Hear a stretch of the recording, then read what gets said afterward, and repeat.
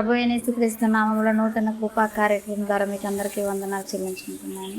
ఈ జూలై మాసంలో దేవుడు మనకిచ్చిన మాసం ఒక వాగ్దానం మనం అందరం కూడా ధ్యానించుకుందాం. ఈ జూలై మాసంలో దేవుడు మనకిచ్చిన వాగ్దానం ఏమనగా మనం చూసినట్లయితే కీర్తనలు 77వ అధ్యాయము 14వ వాక్యం. ఆశ్చర్యక్రియలు జరిగించు దేవుడవు నీవే, జనములలో నీ శక్తిని నీవు ప్రత్యక్షపరుచుకొని ఉన్నావు. ఆమేన్. హల్లెలూయా. ఈ కీర్తన భాగంలో మనం చూసుకుంటున్న ఈ వాక్యము, మనం ఈ మాసంలో మనం ధ్యానించుకోబోతున్న ఈ వాక్యం దేవుడు మనతో మాట్లాడుతున్న ఒక మంచి మాటగా ఉన్నది. వాక్యాలు మనం చూసుకున్నట్లయితే చూడండి, ఆశ్చర్య క్రియలు జరిగించే దేవుడవు నీవే, జనములలో నీ శక్తిని నీవు ప్రత్యక్షపరుచుకొని ఉన్నావు. హల్లెలూయా. మనము పోయిన మాసాలలో గడిచిన 6 మాసాలు అంతయు కూడా దేవుని సన్నిధిలో మన కొరకు, మన కుటుంబాల కొరకు, మన సంఘాల కొరకు, మన అవసరతల కొరకు, అక్కర్ల కొరకు, అన్ని విషయాలలో కూడా దేవుని వద్ద మొరపెట్టుకునే వారిగా మనం ఉన్నాం, ప్రార్థించే వారిగా ఉన్నాం. ఆయన వద్ద మనము అయ్యా మాకు ఈ కార్యాన్ని జరిపించిన ఆయన నేను బ్రతిమాలుకునే వారిగా ఎందరమైతే మనము ఈ 6 మాసాలు దేవుని సన్నిధిలో ఎదురు చూస్తూ ఉన్నాము. మనందరికీ కూడా దేవుడు మనకు చెప్తున్న ఈ మాటలు ఏమిటి? ఆశ్చర్యక్రియలు జరిగించు దేవుడను నేనే, జనములలో నా శక్తిని నేను ప్రత్యక్షపరచుకునేదను, అది నీవు చూసేదవని దేవుడు మనకు చెప్తున్న ఒక మాట ఏమి. ఈ మాటలు మనం చూసుకున్నట్లయితే ఆయన ఆశ్చర్యక్రియలు జరిగించు దేవుడు నేనని మనము ఎరుగుటకు, ఆయన ఆశ్చర్య కార్యాలు జరిగించే దేవుడని, ఆయన శక్తిని మనం చూచుటకు మనం ఎలాంటి వారిగా ఉండాలి, ఆయన ఆశ్చర్యకార్యాలు చూడాలంటే మనం మొదట ఎలాంటి వారిగా ఉండాలి? ఆయన ఆశ్చర్యకార్యాలు మనం చూడాలంటే మొదట మనం దేవుని చూసే వారిగా మనం ఉండాలి. దేవుని వైపు మన ఆలోచన కానివ్వండి, మన దృష్టి కానివ్వండి, మన ధ్యాస కానివ్వండి, మన ధ్యానము కానివ్వండి, దేవుని వైపు మాత్రమే మళ్ళించే విధంగా మన ప్రవర్తన అంతటి మనం జాగ్రత్త కలిగి ఉండాలి. అలా ఎప్పుడైతే దేవుని వైపు మనం చూసే వారిగా ఉంటామో అప్పుడు మాత్రమే ఆయన ఆశ్చర్య కార్యాలు మనము చూడగలము, మనము పొందుకోగలము. అదే మనం చూసుకున్నట్లయితే ఒక ఉదాహరణ మనం చూసినట్లయితే చూడండి, ఇశ్రాయేలు జనులకి మోషే ద్వారా దేవుడు ఏం చెప్పాడు?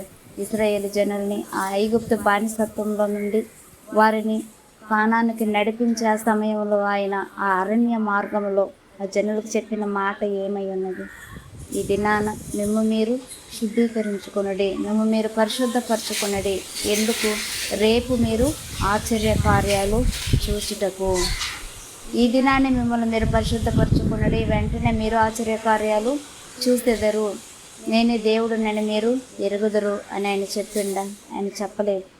ఆయన ఏమి చెప్పిండు? ఈ దినాన మిమ్మల్ని మీరు పరిశుద్ధపరచుకున్నట్లయితే రేపటి దినాన్ని మీరు ఆశ్చర్యమైన కార్యాలు, ఆయన కార్యాలు మీరు చూసేవారిగా ఉందరు. కాబట్టి ఏంటంటే మనల్ని మనం పరిశుద్ధపరచుకునే వారిగా ఎలా ఉండాలి? మన మాట ఎందు, మన ప్రవర్తన ఎందు, మన క్రియల ఎందు, మన తలంపుల ఎందు, మన ఆలోచనల ఎందు, అన్ని విషయాలలో కూడా దేవుని సన్నిధిలో మన అపరాధములు ఒప్పుకొని విడిచిపెట్టి ఆయన కనికరం పొందుకునే వారిగా మనల్ని శుద్ధీకరించయ్యా, మమ్మ పరిశుద్ధపరచమని ఆయన మమ్మ బాగు చేయము యేసయ్యా, నిన్ను చూచుటకయ్యా మేము మాకు సహాయం చేయము తండ్రి అని మనము బతిమాలుకునే వారిగా దేవుని సన్నిధిలో నీళ్లు కుమ్మరించినట్లుగా మన హృదయాన్ని మనం మొదట ఆయన సన్నిధిలో కుమ్మరించే వారిగా మనం ఉండాలి.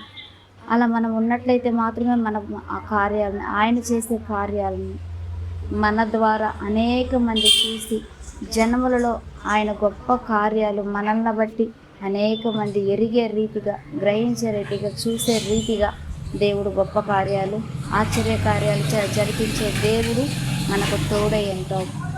కాబట్టి ఏంటంటే దేవుని సన్నిధిలో దేవునికి ఒక్క దినం ఎన్ని దినాలంట? 1000 దినాలు. అదే 1000 దినాలు ఆయనకి ఒక్క దినమే ఆయన దృష్టి. కాబట్టి ఏంటంటే మనం బాగు చేసుకునేకి ఆయన ఒక్క దినం అని అన్నాం. ఈ దినం మిమ్మల్ని మీరు పరిశుద్ధపరచుకున్నది, రేపు మీరు ఆశ్చర్య కార్యాలు చేసేది. కాబట్టి ఈ దినాన్ని మనల్ని మనం పరిశుద్ధపరచుకోవాలంటే మనం ఎలా ఉండాలి? మన బ్రతుకు దినములన్నిటా కూడా ప్రతి దినము మనము దేవుని సన్నిధిలో అయ్యా నన్ను శుద్ధీకరించిన ఆయన, నన్ను పరిశుద్ధపరచు ప్రభువా, నన్ను బాగు చేయేసయ్యా. ఎందుకంటే అయ్యా నేను పాపినై ఉండగానైనా నీ రక్తంతో నన్ను కొన్నావు కదా ప్రభువా, నీ రక్తంతో నీ సొత్తుగా నన్ను ఏర్పరచుకున్నావు కదయ్యా, నీ రక్తపు ముద్ర నా మీద ఉంది కదా నాయన. కాబట్టి అయ్యా లోక మాలిన్యంలో పాపంలో మేము పడి ఉండగా నాయన మమ్మల్ని విడిపించిన దేవుడు అయ్యా, మమ్మల్ని రక్షించిన దేవుడు గనక ప్రభువా, ఎల్లవేళ నీ సన్నిధిలో మా అపరాధం ఒప్పుకొని విడిచిపెట్టుటకు నాయన నూతన హృదయాన్ని మాకు దయచేసి ప్రభువా, ప్రతి దినము నాయన మేము పరిశుద్ధపరచుకున్నటకు యేసయ్యా నీవు మాకు సహాయం చేయమని మనము మొరపెట్టే వారిగా ఉండాలి. అలా మనము మొరపెట్టి ఆయన సన్నిధిలో కాచుకున్నట్లయితే తప్పక మనము ఆశ్చర్య కార్యాలు, ఆశ్చర్య క్రియలు ఆయన మన పట్ల జరిగించేటి ఏవైతే ఉన్నవో అవి మనం తప్పక చూసే వారిమిగా, అవి పొందుకునే వారిమిగా మనం అందరం ఉందము. అలాగే మనం చూసుకున్నట్లయితే చూడండి, ఇస్కియా ఎలా ఉన్నాడు. ఇస్కియా దేవుని సన్నిధిలో ఆయన ఎన్నో కార్యాలు చేస్తూ ఉన్నాడు. ఆయన ఎన్నో కార్యాలు చేస్తూ దేవుని సన్నిధిలో కాచుకుని ఉన్నాడు. కానీ ఇస్కియాకి ఏమి మరణ రోగం వచ్చినది. నీవు మరణించబోతున్నావు, నీ ఇంటిని నీవు చక్కబెట్టుకోమని చెప్పి ప్రవక్త ద్వారా దేవుడు పంపిన ఆ మాటలు ఇస్కియాకి బయలుపరచబడింది. ఆ సమయంలో ఇస్కియా ఏం చేశాడు, వెంటనే నీ ఇల్లు నీవు చక్కబెట్టుకోమని చెప్పాడు. నా ఇల్లు నేను చక్కబెట్టుకున్నట్టుకు నా ఇల్లంతా బాగుంది కదా నేనేమన్నా ఇస్కియా అన్నాడా? అనలేదు. ఇల్లు అనగా ఏమై ఉన్నది, ఇల్లు అనగా తన హృదయము ఇస్కియా ఎరిగి ఉన్నాడు. అది తన హృదయము బాగులేదు, దేవునికి ఇష్టకరముగా లేదు. ఒకటి లోకమంతా సంపాదించుకొని ఆత్మ కోల్పోయినట్లయితే వానికి ఏమి లాభము అనే ఒక మాట ఇస్కియా గ్రహించాడు. కాబట్టి ఏంటంటే అయ్యా నా ధర్మకార్యాలను జ్ఞాపకం చేసుకొని దేవుని వైపు ఇస్కియా గోడ వైపు మళ్ళీ కన్నీటితో ఏడ్చాడని వాక్యం ఉంది.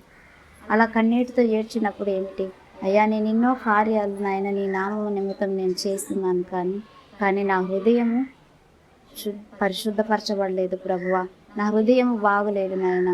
కాబట్టి ఏంటంటే నా హృదయం అనే ఇంటిని నేను బాగు చేసుకొని సరి చేసుకొని అయ్యా నీ వైపు చూస్తున్నాయన, నీవు నన్ను బ్రతికించినట్లయితే నా బ్రతుకు దినములన్నిట నాయన నీవిచ్చే ఈ ఆవిష్ ప్రభువా నేను నీ కొరకు వాడబడే రీతిగా నేను నీ సన్నిధిలో కాచుకుంటానయ్యా అని చెప్పి ఇస్కియా దేవుని వద్ద మొరపెట్టాడు.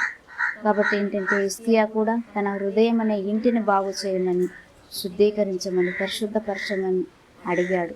దేవుడి వైపు మనము మళ్ళినట్లయితే లోకమనే మాలిన్యంలో నుండి, లోకమనే పాపంలో నుండి, లోకమనే శాపంలో నుండి, లోకమనే బంధకాలలో నుండి మన దేవుడు మనల్ని విడిపించి మనల్ని తన రక్తంతో కడిగి ఆయన శుద్ధీకరించి పరిశుద్ధపరిచి ఆయన మన పట్ల ఏ కార్యాలు ఆశ్చర్యక్రియలు జరిగించు దేవుడని చెప్పి జనములలో ఆయన శక్తిని మన ద్వారా ప్రత్యక్షపరుచుకొని ఆయనే దేవుడని అనేక మంది ఎరిగే రీతిగా, అనేక మంది ఆయన సన్నిధికి నడిచే రీతిగా, అనేక మంది ఆయన్ని విశ్వసించే రీతిగా ఆయన మన పట్ల మనల్ని బట్టి గొప్ప కార్యాలు ఘనకార్యాలు చేసే ఒక దేవుడై ఉన్నాడు. కాబట్టి మనం ఎలాంటి వారమై ఉండాలంట, మొదట మనల్ని మనము పరిశుద్ధపరచుకునే వారినిగా, మనము దేవుని వద్ద కాచుకునే వారినిగా, ఆయనే దేవుడని, ఆయన తప్ప వేరొక దేవుడు లేడని ఆయన మీద ఆధారపడే వారినిగా మనం ఉన్నట్లయితే తప్పక మనకు ఆయనే దేవుడై ఉండి జనుల మధ్యలో ఆయన మన పట్ల గొప్ప కార్యాలు ఘనకార్యాలు జరిపించి ఆయన మనల్ని బట్టి తన నామము మహిమపరుచుకొని ఆయన మహిమపరచబడే ఒక గొప్ప దేవుడై ఉన్నాడు. కాబట్టి అదే వాక్యం ఇక్కడ మనకు చెప్తున్న మాట, ఆశ్చర్య క్రియలు జరిగించు దేవుడవు నీవే, జనములలో నీ శక్తిని నీవు ప్రత్యక్షపరుచుకొని ఉన్నావు.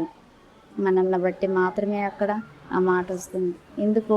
అనేక మంది మనల్ని చూసి అవునయ్యా ఆ బిడ్డ నీ కొరకు ఎదురు చూసినందుకు, ఆ బిడ్డ నీ కొరకు కాచుకున్నందుకు, ఆ బిడ్డ నీ సన్నిధిలో కనిపెట్టుకుని ఉన్నందుకు, ఆ బిడ్డ పట్ల నాయన ఎవరు ఊహించని, ఆలోచించని, గ్రహించని నాయన గొప్ప ఆశ్చర్య కార్యాలు జరిపించావు దేవా. కాబట్టి ఆశ్చర్య కార్యాలు జరిగించే దేవుడివి నీవే యేసయ్యా అని అనేక మంది జనాలు మనల్ని చూసి దేవుని నామం మహిమపరిచే రీతిగా సాక్ష్యం చెప్పుకునే విధంగా మనందరూ బ్రతుకులు కూడా ఉండునుగాక. దేవుడి మాటలను దీవించునుగాక. మనం అందరం కూడా ప్రార్థన చేస్తున్నాం. పరిశుద్ధాత్మగల మా దేవా నీకు వందనములు, స్తుతులు, స్తోత్రములు నాయన. ఇత ప్రభా ఈ ఉదయ వేళలో యేసయ్య నువ్వు మమ్మ జ్ఞాపకం చేసుకున్న దేవుడిగా ఉండి నాయన స్తోత్రము స్వామి. ఆశ్చర్య కార్యములు జరిగించు దేవుడుగా నాయన, ఆశ్చర్య క్రియలు జరిగించు దేవుడివి నీవై ఉండి ప్రభువ, జనముల నాయన నీ నామము ప్రభువ, నీ మహిమ నాయన స్తోత్రము స్వామి ప్రచురింపబడుటకు ప్రభువా స్తోత్రమయ్యా. సమస్తము మా పట్ల కార్యాలు జరిగించిన ఆయన మా కొరకు ప్రభువా స్తోత్రము స్వామి. అయా నీ నూతనమైన నాయన స్తోత్రము స్వామి.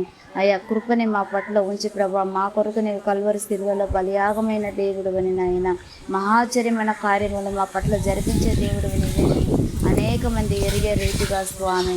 అయా మొదట మేము నీ వైపు చూసే వారిమిగా, మా అపరాధములను ఒప్పుకొని విడిచిపెట్టినైనా నీ కనికరం పొందుకునే వారిమిగా తండ్రి, ఈ మాసం అంతయునైనా యెహోవా కొరకు ఎదురు చూచేవారు నూతన బలం పొందుదురు అంటున్నావు కదయ్యా.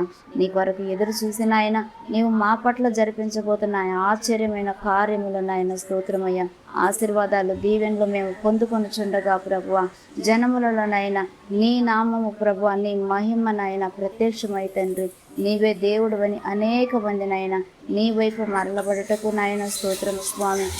ఇవ్వాలనైనా మా హృదయాలను శుద్ధీకరించమని, మా హృదయ తలంపులను బాగు చేసుకొని ప్రభువ, అన్నిటికంటే మోసకరమైన ఘోరమైన వ్యాధి కలిగిన నాయన మా హృదయాన్ని బాగు చేసుకొని ప్రభువ, హృదయాంతరంగములోనైనా సత్యము కోరుకునే దేవుడు నీవే గనక ప్రభువ, అంతరంగ పురుషుడు నీవై ఉన్నావు గనక ప్రభువ, నీకు ప్రేమైన జీవితం జీవించే రీతిగా మాకందరికీ మాసమంతా నీవు సహాయం చేయమని, మా పట్ల అయ్యా, మా సంఘము పట్లనైనా, మా సేవ పట్ల అయ్యా, మా బిడ్డల పట్లనైనా, మా కుటుంబాల పట్ల ప్రభువ, ఆత్మల పట్ల అనేకమైన ఆశ్చర్యమైన కార్యాలు నీవు జరిపించిన ఆయన నీవే దేవుడు అని ప్రభువ, జనములలో అయ్యా, జన్మ మధ్యలోనైనా నీ నామము ప్రచురింపబడుటకు, నీ నామమునైనా మహిమపరచుటకునైనా నీవు మా సహాయకుడుగా, మా విమోచకుడుగా, మా రక్షకుడుగా ఉండి మమ్మల్ని నడిపించమని యేసుక్రీస్తు నామములో ప్రార్థించి అడిగి వేడుకుంటున్నాము తండ్రి. ఆమేన్.